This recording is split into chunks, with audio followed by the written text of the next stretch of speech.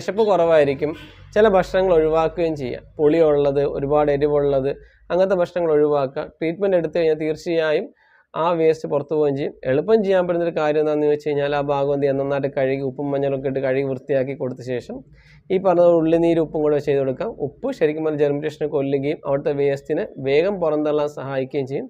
Acupuncture treatment ചെയ്ത് കഴിഞ്ഞാൽ വേഗം അവിടുത്തെ വേസ്റ്റ് പോവുകയും ആ ഭാഗം പുറത്ത് വീണ്ടും പഴയ പോലെ ആയി വരികയും ചെയ്യും.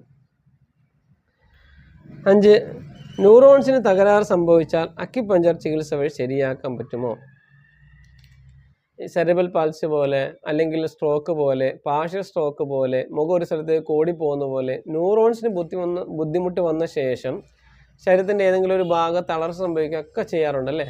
ഇത് ഈ അക്യുപഞ്ചർ ഏറ്റവും എഫക്റ്റീവ് ആണ്, അല്ലെങ്കിൽ ഏറ്റവും വേഗം എഫക്റ്റ് കിട്ടുന്ന ഒന്നാണ് ന്യൂറോൺസിൻ്റെ അല്ലെങ്കിൽ ന്യൂറോസിസിൻ്റെ അതുപോലത്തുള്ള ബുദ്ധിമുട്ടുകൾക്കുള്ള